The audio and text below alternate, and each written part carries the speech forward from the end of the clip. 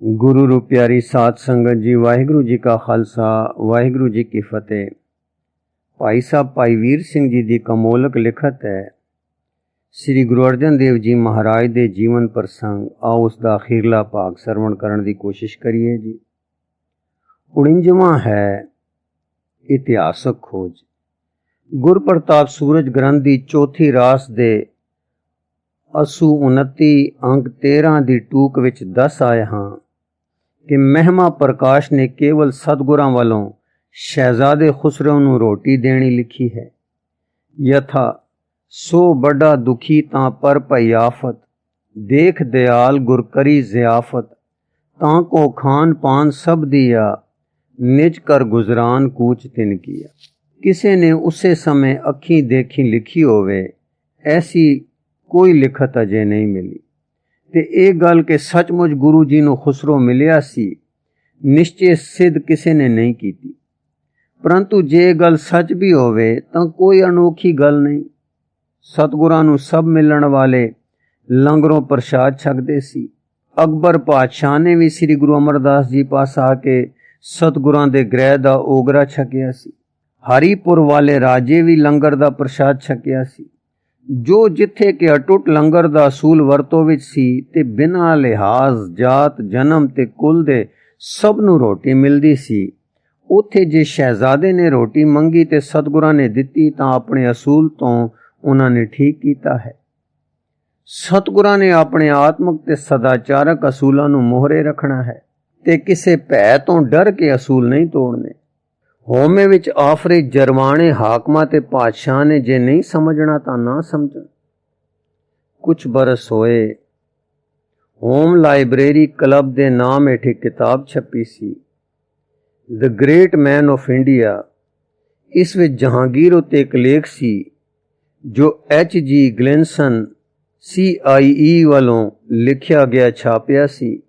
इन्हां ने शहजादा खुसरो नूं गुरु जी वालों दिती सहायता पर उस पुस्तक विच लिखिया है, the Sikh pontiff Arjun give him a sum of money and his blessings, not because he was a prince but because he was needy and friendless. अर्थात सिख गुरु अर्जन ने उस खुसरो नूं कुछ रकम ते अपनी आशीर्वाद जे दिती सी तां इसलिए नहीं कि वह शहजादा सी, पर इसलिए कि वह लोड़वंद ते मित्रहीन सी। इस लेखक दे लफज साढ़े महिमा प्रकाश दे लेख नाल ही मिलदे जुलदे हैं कि इस करके मदद नहीं सी दिती कि वह शहजादा सी, पर इस करके कि लोड़वंद सी ते मित्रहीन सी ते उस उत्ते एक आफत आ पई सी।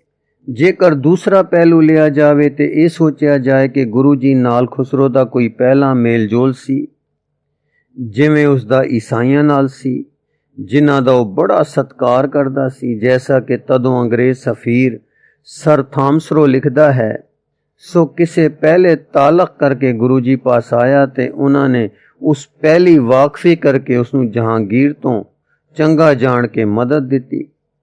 तद सानू कोई लिखत सिखां दी, मुसलमानां दी कि ईसाइयां दी नहीं मिलदी कि कदे पहलों गुरु जी नूं मिलिया होवे या आगरे के दिल्ली दे सिखां नाल कोई उसदा मेल जोल होया होवे। ना उसदी बगावत दी वियोंत नाल जो आगरे दे किले विच जमी गुरु जी दा कोई वास्ता किसी लेखक ने लिखिया है। जेकर दलील दी खातर ए फर्ज कर भी लाओ कि भावें वाकफी वास्ता तां कोई नहीं सी, पर गुरु जी ने खुसरो दी तारीफ सुनी हुई सी ते वो जानदे सन कि प्रजा दी भलाई लई खुसरो दा राज जनता लई सुखदाई होवेगा। इस परसवार दे नुकते तो उसनूं घर आए नूं कुछ मदद दिती होवे तां भी इहो मनना पवेगा कि गुरु जी ने परस्वार्थ लई ऐसा जान हूलवां परोपकार कीता।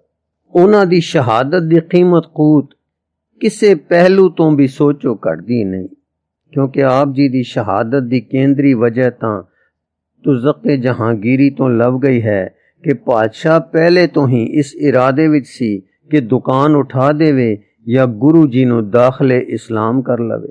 सो हुण पज या बहाना मिल गया। चाहो ओ कूड़ी ऊज सी, चाहो बाद दा बतंगड़ बन गया, चाहो लोड़वंद ते मित्रहीन दी मदद बगावत विच समझी गई ते चाहो गुरु जी ने प्रजा दे सुख नूं मुख रख के कुछ मदद दिती ते ओ बगावत विच ਸਰੀਹਨ ਮਦਦ ਕਹੀ ਗਈ। ਗੁਰੂ ਜੀ ਦੀ ਸਜ਼ਾ ਹਰ ਹਾਲ ਵਿੱਚ ਸ਼ਹਾਦਤ ਸੀ। ਜ਼ਰਾ ਗੌਰ ਕਰੋ ਕਿ ਜੇ ਪਾਤਸ਼ਾਹ ਦਾ ਮਤਲਬ ਕੇਵਲ ਯਾਸਾ ਹੀ ਸੀ ਤਾਂ ਫੌਰਨ ਕਤਲ ਕਿਉਂ ਨਾ ਕੀਤੇ ਗਏ। ਖੇਚਲਾਂ ਦੇ ਕੇ ਵਿੱਚ ਵੇਲ ਦੇਣੀ ਇਸੇ ਲਈ ਸੀ ਕਿ ਦਾਖਲੇ ਇਸਲਾਮ ਹੋ ਜਾਣ ਤਾਂ ਹੁਣ ਵੀ ਜਾਨ ਬਚਾ ਲੈਣ। ਇਹ ਦਲੀਲ ਆਪਣੇ ਆਪ ਸਫੁੱਟ ਵੀ ਹੈ ਤੇ ਕਈ ਲੇਖਕਾਂ ਨੇ ਲਿਖੀ ਵੀ ਹੈ ਕਿ ਹਰ ਖੇਚਲ ਦੇਣ ਦੇ ਮਗਰੋਂ ਇਹ ਗੱਲ ਕਹੀ ਜਾਂਦੀ ਸੀ ਕਿ ਪਵਿੱਤਰ ਆਦਿ ਭੀੜ ਵਿੱਚ ਮੁਹੰਮਦ ਦੀ ਤਾਰੀਫ ਪਾ ਦਿਓ। ਇਹ ਗੱਲ ਦਾਖਲੇ ਇਸਲਾਮ ਹੀ ਕਰਨ ਦੀ ਕਾਇਲ ਹੈ। ਸੋ ਆਪ ਦੀ ਸ਼ਹਾਦਤ ਇਸ ਕਰਕੇ ਹੋਈ ਕਿ ਜਿੰਦ ਬਚਾਉਣ ਖਾਤਰ ਦਾਖਲੇ ਇਸਲਾਮ ਨਾ ਹੋਏ। ਜੋ ਕੁਝ ਕਿਸੇ ਹੋਰ ਨੇ ਲਿਖਿਆ ਸਾਰ ਇਹੋ ਹੈ ਕਿ ਗੁਰੂ ਜੀ ਆਪਣੇ ਸੱਚ ਤੇ ਟਿਕੇ ਰਹੇ, ਦੁੱਖ ਪਾਏ ਤੇ ਜਾਨ ਕੁਰਬਾਨ ਕਰ ਦਿੱਤੀ ਪਰ ਸੱਚ ਨਾ ਦਿੱਤਾ। ਹੁਣ ਸਵਾਲ ਇਹ ਪੈਦਾ ਹੁੰਦਾ ਹੈ ਕਿ ਜਦ ਹਰ ਅਗਲਬ ਪਹਿਲੂ ਤੋਂ ਸ਼ਹਾਦਤ ਸੱਚੀ ਸ਼ਹਾਦਤ ਦਿਸ ਪੈਂਦੀ ਹੈ ਤਾਂ ਹੋਰ ਇਤਿਹਾਸਕ ਖੋਜ ਦੀ ਕੀ ਲੋੜ ਹੈ। ਸੱਚ ਟੋਲੀਦਾ ਹੈ ਸੱਚ ਦੀ ਖਾਤਰ। ਇਤਿਹਾਸਕ ਖੋਜ ਕਰੀਦੀ ਹੈ ਇਤਿਹਾਸਕ ਸੱਚਾਈ ਦੀ ਖਾਤਰ। ਕਿਸੇ ਆਪਣੇ ਖਿਆਲ ਮਾਤਰ ਨੂੰ ਜਾਂ ਪ੍ਰਯੋਜਨ ਨੂੰ ਸਿਰੇ ਚਾੜਨ ਦੇ ਬਿਰਥਾ ਯਤਨ ਨਹੀਂ ਕਰੀਦੇ। ਇਹ ਵੀ ਮਨੋਰਥ ਹੁੰਦਾ ਹੈ ਕਿ ਖੋਜ ਜਾਰੀ ਰਹੇ ਤਾਂ ਅਗਲੇ ਆਉਣ ਵਾਲੇ ਖੋਜੀ ਇਸ ਤੋਂ ਅੱਗੇ ਹੋਰ ਖੋਜ ਕਰਨ ਤੇ ਇਹ ਪਹਿਲੀ ਖੋਜ ਕੀਤੀ ਕਰਾਈ ਉਹਨਾਂ ਨੂੰ ਮਿਲ ਜਾਏ। ਇਸ ਪ੍ਰਕਾਰ ਦੀਆਂ ਵਿਚਾਰਾਂ ਕਰਕੇ ਅਗਲੇ ਸਫ਼ਿਆਂ ਤੇ ਖੋਜ ਅੰਕਿਤ ਹੈ। ਪਹਿਲਾ, ਜਹਾਂਗੀਰ ਦੀ ਲਿਖਤ ਤੋਂ ਸਪਸ਼ਟ ਹੋ ਜਾਂਦਾ ਹੈ ਕਿ ਮੁਸਲਮਾਨ ਦੋਖੀਆਂ ਨੇ ਜੋ ਸਿੱਖੀ ਦੇ ਪ੍ਰਚਾਰ ਨਾਲ ਖੁਣਸ ਰਹੇ ਸਨ ਤੇ ਮੁਸਲਮਾਨਾਂ ਦੇ ਸਿੱਖ ਬਣਨ ਪਰ ਵਧੇਰੇ ਦੁਖੀ ਸਨ ਅਤੇ ਚੰਦੂ ਵਰਗੇ ਸਵਾਰਥੀਆਂ ਨੇ ਪਾਤਸ਼ਾਹ ਨੂੰ ਕੋਲੋਂ ਪਾ ਕੇ ਤੇ ਆਪਣੇ ਰੰਗ ਵਿੱਚ ਰੰਗ ਕੇ ਗੱਲਾਂ ਦੱਸਣੀਆਂ ਸਨ। ਕਿਸੇ ਕਿਹਾ ਖੁਸਰੋ ਦੇ ਹੱਕ ਵਿੱਚ ਦੁਆ ਕੀਤੀ। ਦੇਖੋ ਦਬਿਸਤਾਨ ਮਜ਼ਾਹਿਬ। ਪਰ ਜਹਾਂਗੀਰ ਆਪ ਲਿਖਦਾ ਹੈ ਕਿ ਖੁਸਰੋ ਦੇ ਮੱਥੇ ਤੇ ਤਿਲਕ ਲਾਇਆ ਤੇ ਖਾਸ ਤਰ੍ਹਾਂ ਦਾ ਵਰਤਾਵ ਕੀਤਾ। ਤਿਲਕ ਵਾਲੀ ਗੱਲ ਵੀ ਬਨਾਵਟੀ ਚੁਗਲੀ ਹੈ ਜੋ ਗੁਰੂ ਜੀ ਦੇ ਵਰਤਾਵ ਨੂੰ ਵਧੇਰੇ ਸੰਗੀਨ ਕਰਨੇ ਲਈ ਪਾਤਸ਼ਾਹ ਨੂੰ ਦੱਸੀ ਗਈ ਹੈ। ਸਤਿਗੁਰਾਂ ਦੇ ਘਰ ਵਿੱਚ ਤਿਲਕ ਕੇਵਲ ਆਪਣੇ ਜਾਨਸ਼ੀਨ ਨੂੰ ਦਿੰਦੇ ਸਨ, ਹੋਰ ਕਦੇ ਕਿਸੇ ਨੂੰ ਨਹੀਂ ਸਨ ਦਿੰਦੇ। ਅਕਬਰ ਤੀਸਰੇ ਸਤਿਗੁਰਾਂ ਪਾਸ ਆਇਆ ਤਿਲਕ ਨਹੀਂ ਦਿੱਤਾ। ਇੱਕ ਰਾਜਾ ਤੀਸਰੇ ਸਤਿਗੁਰਾਂ ਪਾਸ ਇੱਕ ਪੰਜਵੇਂ ਪਾਤਸ਼ਾਹ ਪਾਸ ਆਇਆ ਤਿਲਕ ਨਹੀਂ ਦਿੱਤਾ। ਸੋ ਇਹ ਵੀ ਠੱਪੀ ਹੋਈ ਊਂਜੀ ਸੀ। ਦੂਸਰਾ, ਭਾਈ ਸੰਤੋਖ ਸਿੰਘ ਜੀ ਨੂੰ ਜੋ ਖਬਰ ਜਹਾਂਗੀਰ ਦਾ ਦਿਲ ਗੁਰਾਂ ਨਾਲ ਚੰਗੇ ਹੋਣ ਦੀ ਮਿਲੀ ਹੈ ਠੀਕ ਨਹੀਂ। ਪਤਾ ਨਹੀਂ ਉਹਨਾਂ ਨੇ ਇਹ ਕਿਸੇ ਮੁਸਲਮਾਨ ਪੱਖੀ ਤੋਂ ਸੁਣੀ ਹੈ ਜਾਂ ਪਾਤਸ਼ਾਹ ਨੇ ਜੋ ਚੰਦੂ ਨੂੰ ਅਖੀਰ ਗੁਰੂ ਹਰਗੋਬਿੰਦ ਜੀ ਦੇ ਹਵਾਲੇ ਕਰ ਦਿੱਤਾ ਸੀ। ਇਸ ਗੱਲ ਤੋਂ ਉਸ ਨੂੰ ਨਿਰਦੋਸ਼ ਮੰਨ ਕੇ ਸ਼ਰਧਾਲੂ ਵੀ ਮੰਨ ਲਿਆ ਹੈ। ਪਰ ਜਹਾਂਗੀਰ ਦੀ ਲਿਖਤ ਦੱਸਦੀ ਹੈ ਕਿ ਉਸ ਦੇ ਜੀ ਵਿੱਚ ਸਖਤ ਤਵੱਸਬ ਭਰਿਆ ਪਿਆ ਸੀ। ਉਹ ਆਪ ਐਉਂ ਤੁਜ਼ਕੇ ਜਹਾਂਗੀਰ ਵਿੱਚ ਲਿਖਦਾ ਹੈ, ਦਰ ਗੋਇੰਦਵਾਲ ਕੇ ਬਰ ਕਿਨਾਰੇ ਦਰਿਆਏ ਬਿਹਾ ਵਾਕਿਆਸਤ ਹਿੰਦੂਏ ਬੂਦ ਅਰਜਨ ਨਾਮ ਦਰ ਲਿਬਾਸੇ ਪੀਰੀ। ਉਹ ਸ਼ੈਖੀ ਚੁਨਾਂਚੇ ਬਿਸਿਆਰੇ ਅਜ਼ ਸ਼ਾਦਾਏ ਲੋਹਾਨੇ ਅਨੂਦ बल्कि नादान व सफ़ियान इस्लाम रा मुक़य्यद अतवार व ओज़ाए खुद साख्तर को से पीरी व वलायत रा बुलंद आवाज़ गर्दानी दाबूद ओरा गुरूरा गर्म में दाश्तन मुद्दताहा बखातर में गुज़श्त की ई दुकाने बातिल रा बरतरफ बायद सख्त या ऊरा दे जिरगह अहल इस्लाम दर बायद आवर्द। अर्थात गोइंदवाल जो कि दरियाए ब्यास दे कंढे ते है विच अर्जन नामी एक हिंदू पीरी ते शेख दे भेस विच रहिंदा सी। चुनांचे सिद्धे सादे हिंदुआं विचों बहुते सारियां नूं बल्कि मूर्ख ते बेअकल मुसलमानां नूं भी अपनी बनाई रहत बैत दा धारनी बना के अपनी पीरी ते गुरु पूणे दा ढोल जोर शोर नाल वजाया होया सी। उस नूं गुरु कहंदे सन। सबना पासियां तो पुजारियां दे टोले उस वल आउंदे ते उस पर पूरा भरोसा प्रगट करदे सन। 3-4 पीढ़ियां तो उन्होंने इस दुकान नूं गर्म कर रखिया सी। चिर तो मेरे दिल विच आउंदी सी कि इस झूठी दुकान नूं दूर कर दिता जाए या उस गुरु अर्जन साहब नूं दीन इस्लाम दी जमात विच ले आंदा जाए। ਇਹ ਉਸ ਦੇ ਆਪਣੇ ਲੇਖ ਤੋਂ ਸਾਬਤ ਹੈ ਕਿ ਪਾਤਸ਼ਾਹ ਦੇ ਦਿਲ ਵਿੱਚ ਤਵੱਸਬ ਤੇ ਵੈਰ ਪਹਿਲਾਂ ਤੋਂ ਸੀ। दूर कर देना अर्थात मूलों मिटा देना या इस्लाम विच दाखिल कर लेना उस दे जी विच पहलां तो ही आ रही सी। उसनूं बहुत गुस्सा मुसलमानां दे सिख बनने दा सी। ये जाहिर ही है कि सुने सुनाए ख्याल सन जो गालबन चुगलखोरा ने पहुंचाए हुए सन। आपू उसने कोई खेचल करके तहकीकात थोड़ा की सी। फिर बाकी जो बेअदबी दे वाक पातशाह ने लिखे हन उस तवस्सब पारे दिल तो होर आस ही की हो सकती सी। पातशाह वालों बेअदबी दे वाक पढ़ के घबरावना नहीं चाहिए। ये वाक दलील हन उस दे दिल विच पहले भरे कीने वैर ते तवस्सब दी।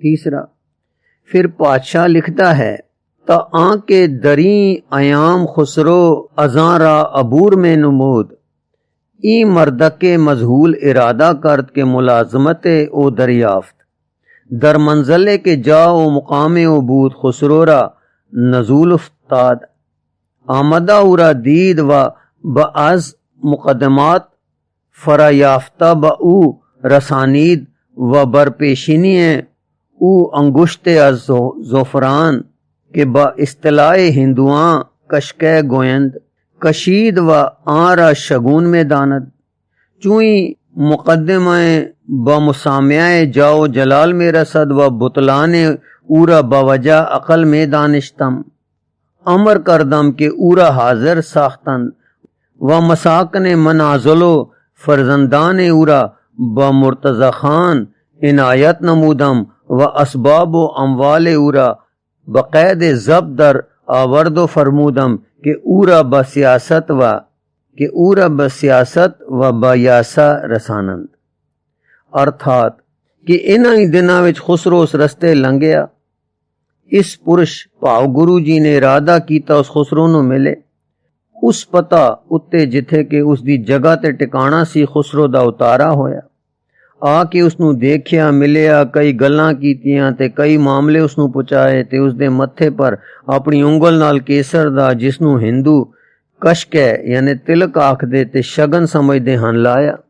जद ये खबर मेरे कन्नां विच पहुंची मैं उसदे झूठ नू बड़ी चंगी तरह जानदा सां। मैं हुक्म दिता कि उसनू हाजिर करन। उसदे घर बार ते पुत्रां नू मुर्तजा खान नू बख्श दिता ते उसदे माल जायदाद नू जब्त करके मैं हुक्म दिता कि सियासत यानी शाही कानून अनुसार उसनू यासा यानी कतल दी करड़ी सजा दी जाए। इस लिखत तो साबित होया कि पातशाह जिस दे दिल विच पहला मजहबी तवस्सब भरिया होया सी गल सुनदे सार अग बगोला हो गया ते जो पहला ही चितवदा हुंदा सी कि समाप्ति कर दें उसने इस बेहुदा जोश विच मौका समझ के अत्याचार दा हुक्म दे दिता। फिर ये भी इस तो साफ सिटा निकल रहा है कि पातशाह ने तहकीकात नहीं की, न्याय नहीं कीता ते एवें सुन के ही अपने बने तवस्सब विच गुस्सा खा के हुक्म दे देता है। हुण जद असलीयत दी खोज करिए तां थौ ये पैंदा है कि सतगुरु जी दा ते खुसरो दा मेल होया ही नहीं। ये एक ऊंज सी जो तवस्सबी मुसलमानां ते होर विद्रोही लोकां वालों घड़ी गई सी। एक खोज इस प्रकार है। आगरे तो पातशाह खुसरो दे मगरों मगर टुर पैंदा है। रस्ते विच खुसरो दे ठहरन किसे तो मदद मिलन ते अगे भजे जाण दी खबर उसनू मिलदी जांदी है। मदद देण हारां नू सजावां देई जांदा है। चुनांचे करनाल दे परगने विच वड़दियां उसनू पता लगदा है कि निजाम थानेसरी ने खुसरो नू मदद दिती है, जैसा कि पातशाह अपनी तुज़्क़े जहांगीरी विच आप लिखदा है। शोख निजाम थानेसरी जो अपने समय दा मशहूर दंभी है खुसरो नू मिलिया ते उसनू दुआई दे के ठीक रस्ते तो गुमराह कर दितो ते फिर हुण मैनू मिलन आया। क्योंकि मैं गल सुन चुका सां मैं उसनू रस्ते दा खर्च दे के मक्के टोर दिता। फिर पातशाह लिखदा है कि 16 तारीख ज़िले हज नू मैं सराय काजी सां। 17 ज़िले हज मुता 15 अप्रैल 1606 ईस्वी दी सवेर सुल्तानपुर पुजा। इत्थे दोपहर तक रहा, फिर पुल तो पार हो गोइंदवाल पुजा। इत्थे खबर मिली कि खुसरो ते फतेह हो गई है। हुण पातशाह सहजे सहजे मुकाम करदा टुरदा है। 28 ਜ਼ਿਲ੍ਹੇ ਹਜ ਯਾਨੀ 1014 ਹਿਜਰੀ 26 ਅਪ੍ਰੈਲ ਨੂੰ ਜੈਪਾਲ ਪੜਦਾ ਹੈ। ਇਹ ਪਿੰਡ ਲਾਹੌਰੋਂ 7 ਕੋ ਉਰੇ ਹੈ। 17 ਤੋਂ 28 ਗੋਇਆ ਲਗਭਗ 12 ਦਿਨ ਮਾਝੇ ਵਿੱਚ ਪਾਤਸ਼ਾਹ ਰਹਿੰਦਾ ਹੈ। ਪਰ ਖੁਸਰੋ ਦੇ ਗੁਰੂ ਸਾਹਿਬ ਨੂੰ ਮਿਲਣ ਦੀ ਗੱਲ ਪਾਤਸ਼ਾਹ ਦੇ ਕੰਨਾਂ ਤੱਕ ਨਹੀਂ ਪੜਦੀ। ਹੋਰ ਖੁਸਰੋ ਦੀਆਂ ਸਾਰੀਆਂ ਖਬਰਾਂ ਥਾਨੇਸਰੀ ਪੀਰ ਵਰਗੇ ਦੀਆਂ ਖੁਸਰੋ ਨੂੰ ਮਿਲਣ ਦੀਆਂ ਸੋਹਾਂ ਸਭ ਪਾਤਸ਼ਾਹ ਨੂੰ ਭਜਿਆ ਜਾਂਦਿਆਂ ਮਿਲਦੀਆਂ ਰਹੀਆਂ। ਹੁਣ 12 ਦਿਨ ਮਾਂਝੇ ਵਿੱਚ ਰਹਿ ਕੇ ਪਾਤਸ਼ਾਹ ਨੂੰ ਕਿਉਂ ਖਬਰ ਨਾ ਮਿਲੀ? ਇਹ ਹੋ ਨਹੀਂ ਸਕਦਾ ਕਿ ਖੁਸਰੋ ਗੁਰੂ ਜੀ ਨੂੰ ਮਿਲਿਆ ਹੁੰਦਾ ਤਾਂ ਪਾਤਸ਼ਾਹ ਨੂੰ ਖਬਰ ਨਾ ਮਿਲਦੀ। ਪਾਤਸ਼ਾਹ ਦੇ ਸੂਈਏ ਤੇ ਇਨਾਮ ਲੈਣ ਦੇ ਲਾਲਚੀ ਚੁਗਲਖੋਰ ਚੱਪੇ ਚੱਪੇ ਤੇ ਭਰੇ ਪਏ ਸਨ। ਜਿਸ ਦਿਨ ਖੁਸਰੋ ਨੱਸਾ ਹੈ ਉਸੇ ਦਿਨ ਪਾਤਸ਼ਾਹ ਨੇ ਰਾਜਾ ਬਾਸੂ ਨੂੰ ਖੁਸਰੋ ਬਾਬਤ ਖਬਰਾਂ ਲੈਣ ਤੇ ਉਸ ਨੂੰ ਪਕੜਨ ਲਈ ਮਗਰੇ ਨਸਾਇਆ ਹੈ। ਇਹ ਰਾਜਾ ਬਾਸੂ ਪੰਜਾਬੀ ਸੀ। ਇਸ ਨੂੰ ਵੀ ਗੁਰੂ ਜੀ ਦੀ ਖਬਰ ਨਾ ਮਿਲੀ। ਕਦੇ ਹੋ ਸਕਦਾ ਹੈ ਜੇ ਖੁਸਰੋ ਗੁਰੂ ਜੀ ਨੂੰ ਮਿਲਿਆ ਹੁੰਦਾ ਤਾਂ ਪਾਤਸ਼ਾਹ ਨੂੰ ਸੁਲਤਾਨਪੁਰ ਗੋਇੰਦਵਾਲ ਤੇ 12 ਦਿਨ ਮਾਝੇ ਵਿੱਚ ਫਿਰਦਿਆਂ ਕਿਸੇ ਪਾਸਿਓਂ ਖਬਰ ਨਾ ਮਿਲਦੀ। 29 ਜ਼ਿਲ੍ਹੇ ਹਜ 27 ਅਪ੍ਰੈਲ ਨੂੰ ਪਾਤਸ਼ਾਹ ਜੈਪਾਲ ਤੋਂ ਟੁਰ ਕੇ ਮਿਰਜ਼ਾ ਕਾਮਰਾਨ ਦੇ ਬਾਗ ਲਾਹੌਰ ਦੇ ਲਾਗੇ ਅਪੜਦਾ ਹੈ। ਇੱਥੇ ਖੁਸਰੋ ਦੇ ਲਾਹੌਰੋਂ ਹਾਰ ਖਾ ਕੇ ਭੱਜੇ ਜਾਂਦੇ ਦੀ ਸੋਦਰੇ ਦੇ ਪਤਨ ਤੇ ਫੜੇ ਜਾਣ ਦੀ ਖਬਰ ਪੁੱਜੀ ਤੇ ਚੌਥੇ ਦਿਨ ਅਰਥਾਤ 3 ਮੁਹਰਮ 1 ਮਈ ਨੂੰ ਖੁਸਰੋ ਗ੍ਰਿਫਤਾਰ ਹੋਇਆ, ਪਾਤਸ਼ਾਹ ਦਾ ਪੇਸ਼ ਹੋਇਆ। ਉਸ ਵੇਲੇ ਖੁਸਰੋ ਦੇ 2 ਵੱਡੇ ਸਾਥੀ ਗਾਂ ਤੇ ਖੋਤੇ ਦੀ ਖਲ ਵਿੱਚ ਸੀਤੇ ਗਏ। ਕਈ ਸੌ ਖੁਸਰੋ ਦੀ ਫੌਜ ਦੇ ਆਦਮੀ ਜੋ ਗ੍ਰਿਫਤਾਰ ਸਨ ਸੂਲੀ ਦਿੱਤੇ ਗਏ। ਪਾਤਸ਼ਾਹ 9 ਮੁਹਰਮ 1015 ਹਿਜਰੀ 7 ਮਈ ਤੱਕ ਕਾਮਰਾਨ ਦੇ ਬਾਗ ਵਿੱਚ ਰਿਹਾ। ਜੋ ਲੋਕ ਅਪਰਾਧੀ ਸਮਝੇ ਗਏ ਸਜ਼ਾਵਾਂ ਪਾ ਗਏ, ਜਿਨ੍ਹਾਂ ਖਿਦਮਤਾਂ ਕੀਤੀਆਂ ਸਨ ਇਨਾਮ ਪਾ ਗਏ ਤੇ ਇਸੇ ਦਿਨ ਪਾਤਸ਼ਾਹ ਲਾਹੌਰ ਸ਼ਹਿਰ ਦਾਖਲ ਹੋਇਆ। ਗੋਇਆ ਇਸ ਤਾਰੀਖ ਖੁਸਰੋ ਦਾ ਮਾਮਲਾ ਮੁੱਕ ਚੁੱਕ ਗਿਆ। ਦੋਸ਼ੀ ਦੰਡੇ ਗਏ, ਸਹਾਇਕ ਇਨਾਮੇ ਗਏ। ਪਰ ਗੁਰੂ ਸਾਹਿਬ ਦੇ ਖੁਸਰੋ ਨੂੰ ਮਿਲਣ ਦੀ ਗੱਲ ਅਜੇ ਵੀ ਪਾਤਸ਼ਾਹ ਨੂੰ ਨਹੀਂ ਸੁਣਾਈ ਦਿੰਦੀ। ਕੈਸਾ ਅਚਰਜ ਹੈ। ਹੋਰ ਸੋਚ ਵਾਲੀ ਗੱਲ ਹੈ, ਹੁਣ ਤਾਂ ਦੋਸ਼ੀ ਸਾਰੇ ਗ੍ਰਿਫਤਾਰ ਹੋ ਗਏ ਸਨ। ਉਹਨਾਂ ਤੋਂ ਪਾਤਸ਼ਾਹ ਦੇ ਪੱਖੀ ਅਹਿਲਕਾਰਾਂ ਨੇ ਤਸੀਹੇ ਦੇ ਕੇ ਜਾਂ ਲਾਲਚ ਪੇਸ਼ ਕਰ ਕਰਕੇ ਖੁਸਰੋ ਦੇ ਪੱਖੀਆਂ ਦੇ ਵੇਰਵੇ ਜ਼ਰੂਰੀ ਪੁੱਛੇ ਹੋਣਗੇ। ਪਰ ਕਿਤੋਂ ਕੋਈ ਗੱਲ ਸਤਿਗੁਰਾਂ ਦੇ ਮਿਲਣ ਦੀ ਇਹਨਾਂ ਤੋਂ ਵੀ ਨਾ ਮਿਲੀ ਜੋ ਸਾਰੇ ਖੁਸਰੋ ਦੇ ਨਾਲ ਸਨ। ਜੇ ਗੁਰੂ ਜੀ ਨੂੰ ਖੁਸਰੋ ਮਿਲਿਆ ਹੁੰਦਾ ਤਾਂ ਸਭ ਨੂੰ ਪਤਾ ਹੁੰਦਾ। ਹੁਣ ਹੋਰ ਦੇਖੋ, 9 ਮੁਹਰਮ ਤੋਂ ਬਾਅਦ 22 ਤਰੀਕ ਤੱਕ 13 ਦਿਨ ਹੋਰ ਬੀਤ ਜਾਂਦੇ ਹਨ। ਗੋਇਆ ਮਾਮਲਾ ਮਿਟ ਚੁੱਕੇ ਨੂੰ 13 ਕੋ ਦਿਨ ਹੋਰ ਵੀ ਉੱਪਰ ਲੰਘ ਗਏ ਹਨ।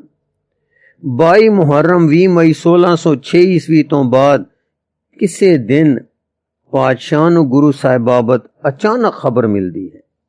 ਹੁਣ ਵਿਚਾਰ ਕਰ ਲਓ ਕਿ ਵਾਕਿਆਤ ਦੀਆਂ ਤਾਰੀਖਾਂ ਦੀ ਘੋਖ ਸਾਬਤ ਕਰ ਦਿੰਦੀ ਹੈ ਕਿ ਜੇ ਕਦੇ ਗੁਰੂ ਸਾਹਿਬ ਦੇ ਮਿਲਣ ਦੀ ਗੱਲ ਅਮਰ ਵਾਕਿਆ ਹੁੰਦੀ ਤਾਂ ਪਾਤਸ਼ਾਹ ਨੂੰ ਜ਼ਰੂਰ ਵੇਲੇ ਸਿਰ ਖਬਰ ਮਿਲ ਜਾਂਦੀ। ਸਾਰੇ ਮਾਮਲੇ ਦੇ ਮੁੱਕ ਚੁੱਕਣ ਦੇ ਵੀ 13 ਦਿਨ ਮਗਰੋਂ ਅਚਾਨਕ ਇਹ ਖਬਰ ਪਾਤਸ਼ਾਹ ਤੱਕ ਅਪੜਾਈ ਜਾਣੀ ਵਿਦਰੋਹੀਆਂ ਦਾ ਕੰਮ ਹੈ, ਜਿਨ੍ਹਾਂ ਨੂੰ ਚੇਤੇ ਆਇਆ ਹੈ ਕਿ ਪਾਤਸ਼ਾਹ ਦੇ ਗੁੱਸੇ ਚੜੇ ਤੋਂ ਲਾਭ ਅਸਾਂ ਕਿਉਂ ਨਾ ਲਿਆ। ਬਸ ਉਂਝ ਘੜੀ ਤੇ ਤਵਸਬ ਦੇ ਭਰੇ ਅਫਸਰਾਂ ਰਾਹੀਂ ਪੁਚਾਈ। ਪਾਤਸ਼ਾਹ ਮੰਨਦਾ ਹੈ ਕਿ ਉਹ ਅੱਗੇ ਹੀ ਗੁਰੂ ਸਾਹਿਬ ਦੇ ਵਿਰੁੱਧ ਸੀ, ਮਾਰ ਦੇਣ ਜਾਂ ਮੁਸਲਮਾਨ ਕਰ ਲੈਣ ਦਾ ਸੰਕਲਪ ਰੱਖਦਾ ਸੀ।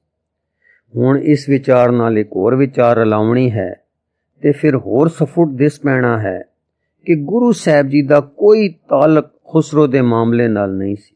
ਚਿਰ ਮਗਰੋਂ ਜਦੋਂ ਪਾਤਸ਼ਾਹ ਨੇ ਚੰਦੂ ਨੂੰ ਗੁਰੂ ਹਰਗੋਬਿੰਦ ਜੀ ਦੇ ਹਵਾਲੇ ਕਰ ਦਿੱਤਾ ਹੈ ਕਿ ਜੋ ਸਜ਼ਾ ਚਾਹੋ ਦਿਓ, ਤਦੋਂ ਪਾਤਸ਼ਾਹ ਨੂੰ ਗੁਰੂ ਅਰਜਨ ਦੇਵ ਜੀ ਦੀ ਨਿਰਦੋਸ਼ਤਾ ਸਾਬਤ ਹੋ ਗਈ ਹੋ, ਤਾਂ ਹੀ ਚੰਦੂ ਨੂੰ ਦੋਸ਼ੀ ਸਮਝ ਕੇ ਹਵਾਲੇ ਕੀਤਾ ਹੋਊ ਨਾ।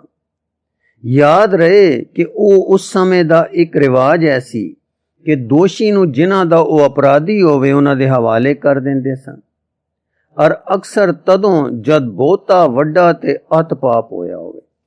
ਸੋ ਚੰਦੂ ਨੂੰ 6ਵੇਂ ਗੁਰਾਂ ਦੇ ਹਵਾਲੇ ਕਰ ਦੇਣਾ ਕਿ ਜੋ ਦੰਡ ਮਰਜ਼ੀ ਹੈ ਦੇ ਲਓ। ਇੱਕ ਹੋਰ ਦਲੀਲ ਹੈ ਇਸ ਗੱਲ ਦੀ ਕਿ ਪਾਤਸ਼ਾਹ ਨੂੰ ਸਾਬਤ ਹੋ ਗਿਆ ਸੀ ਕਿ ਗੁਰੂ ਅਰਜਨ ਦੇਵ ਜੀ ਨਿਰਦੋਸ਼ ਸਨ ਤੇ ਇਸ ਨੇ ਮੇਰੇ ਪਾਸ ਕੂੜ ਮਾਰਿਆ ਤੇ ਝੂਠੀਆਂ ਉਂਝਾਂ ਦਿੱਤੀਆਂ ਤੇ ਮੈਥੋਂ ਗਲਤੀ ਕਰਵਾਈ ਸੀ ਤੇ ਪਿੱਛੋਂ ਵਹਿਸ਼ੀਆਨਾ ਤਸੀਹੇ ਦਿੱਤੇ ਸਨ। मामला होर खोज दा मुताज है। पर ये टोल ये गल तां स्पष्ट करके दस देंदी है कि सतगुरु जी दा कोई संबंध खुसरो नाल नहीं पिया। इतने सारे दिन पातशाह दे गोइंदवालों लंघ जाण मगरों गुरद्रोहियां ने घाड़त काड़ी ते पातशाह दे कच्चे ते पहलों तो ही बोझ नाल भरे दिल नूं होर जहर आलूद करके साका वरताया। चौथा, बहुत लोकां दा हुण तक ख्याल है कि जहांगीर बड़ा नरम दिल ते न्यायकारी सी। वो आप भी लिखदा है कि मचे जंग ते शिकार बिना किसी दी जान नहीं लेनी चाहिए, पर उस दियां बेरहमियां सख्त जालमाना सन। उस दी नरमी न्याय ते अत्याचार सारे इकट्ठे उस विच से। तो ज़क़े जहांगीर दा मुतरजम राजस लिखदा है, जहांगीर अजीब मिलगोबा सी। वो खड़ा होके अपने सामने जीवदियां मनुखां दियां खल्लां लवाउंदा ते वेख सकदा सी। ते जी को जहांगीर आप दसदा है कि एक आदमी नूं मैं जानों मरवा दिता ते दोहां दियां सड़ां वडा दित्तियां क्योंकि वो बेमौकिया पातशाह दे सामने क्यों आ खड़ोते, या मेरे शिकार नूं क्यों डरा दिता। फिर वो न्याय दा यार ते वीरवार दियां शामां उच्चियां गुफ्तगुआं विच खर्च कर सकदा सी। वो जहांगीर अबुल फजल नूं कतल करवा सकदा सी ते बिना पछताए दे अपनी करतूत मनदा सी। फिर वो हाथियां नूं पाला लगदा वेख के ठंडे पानी दी थां गरम नाल नहाउण दा हुक्म दे सकदा सी। हिंदू फकीरां नाल गल्लां करदा सी पर उन्हां दे अवतारां तो नफरत सी। ते विष्णु दी बरा अवतार दी मूर्ति तोड़ के पुष्कर विच सुटवा दित्ती सासू। हेल्फिमिस्टन लिखदा है, खुसरो दे पास सलाहकार ते उसदे मगर लगण वाले जो पातशाह दे हथ आए उसनूं उन्हां पर अपने आचरण दा वहशीपना जाहिर करन दा पूरा मौका मिलिया।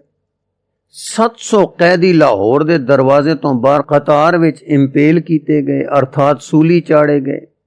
वो जहांगीर अपने तुज़क विच उन्हां दियां भयानक जानकनी दियां पीड़ां नूं खुश हो लिखदा है।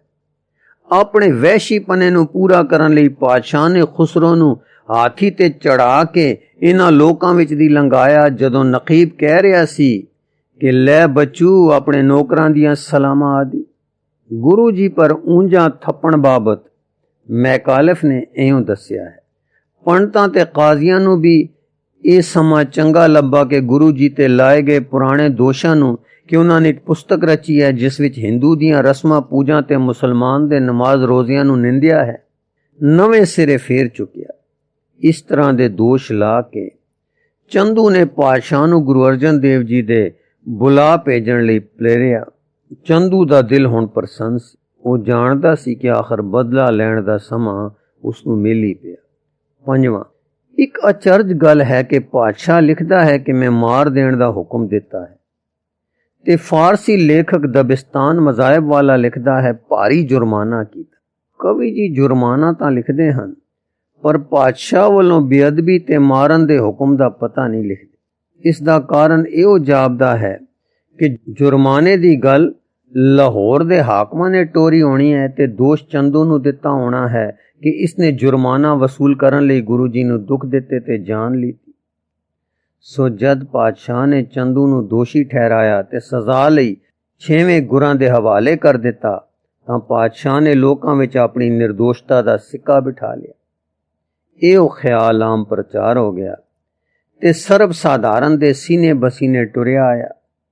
इथों ताईं ये गल है कि पातशाह वालों कतल कर देण दे हुक्म दा पता फारसी इतिहासकार दबिस्तान मजाहब वाले नूं भी नहीं लगा ते कई अंग्रेजी ते होर फारसी उर्दू दे इतिहासकारां नूं भी थाऊ नहीं पिया। 6वां, बाकी रही एडे करड़े तसियां विच जो भाई संतोख सिंह जी ते होर इतिहासां ने वर्णन कीते हन। सतगुरु अर्जन देव जी दी बिरती किस प्रकार दी रही, इस दी उगाई उन्हां दे परम निकटवर्ती सच्चे महापुरख भाई गुरदास जी ने सतगुरां दे पास रहे सिखां तो अखीं डिठी सुन के इउं दित्ती है। रहंदे गुर दरियाव विच मीन कुलीन हेत निर्बाणी, दर्शन देख पतंग ज्यों ज्योति अंदर जोत समाणी, शब्द सुरत लिव मिरग ज्यों भीड़ पई चित अवर न आणी, चरण कंवल मिल भवर ज्यों सुख संपट विच रहण विहाणी। गुर उपदेश न विसरै, बाबी है ज्यों आख वखाणी। गुरमुख सुख फल पिरम रस, सहज समाज साध संग जानी। गुर अर्जन विटों कुर्बानी। अर्थात गुरु अर्जन देव जी तत्ते रेतियां विच बैठे अंदरों रहंदे रहे ਹਨ गुरु रूपी समुंदर विच। जिवें मच्छी पानी विच लीन रहंदी निर्वाण रहंदी है, तिवें आप कष्टां विच निर्वाण रहे। वाहिगुरू जी दा उस वेले दर्शन उन्हां दे साक्षात्कार हो रहा सी। उस दर्शन नूं वेख के पतंग वांगू उन्हां दी ज्योति विच समा गई। हाँ, बड़ी कठिन पीड़ा उन्हां ते पई सी, पर सुरत शब्द विच लगी रही मिर्ग वांगू। और कोई फुरना उन्हां दे चित विच नहीं आया। चलाने तो पहली रात बड़ी ही कष्ट भरी सी, पर भाई जी दसते हैं कि गुरु जी दी ਉਹ ਰਾਤ भी ਭंवर ਦੀ ਤਰ੍ਹਾਂ ਵਾਹਿਗੁਰੂ ਦੇ ਚਰਨ ਕਮਲਾਂ ਵਿੱਚ ਮਿਲੇ ਰਹਿ ਕੇ ਸੁੱਖਾਂ ਦੇ ਡੋਬੇ ਵਿੱਚ ਬੈਠਿਆਂ ਵੀ ਭਾਵ ਗੁਰੂ ਜੀ ਦੀ ਬਿਰਤੀ ਘਬਰਾ ਵਿੱਚ ਨਹੀਂ ਗਈ। ਆਪ ਸਹਿਜ ਆਨੰਦ ਵਿੱਚ ਹੀ ਰਹੇ। ਅੰਤਮ ਸਵਾਸਾਂ ਤੱਕ ਵੀ ਬਾਬੀਹੇ ਦੀ ਤਰ੍ਹਾਂ ਪੁਕਾਰ ਕੇ ਸ਼ਬਦ ਦਾ ਵਿਖਿਆਨ ਕਰਦੇ ਰਹੇ।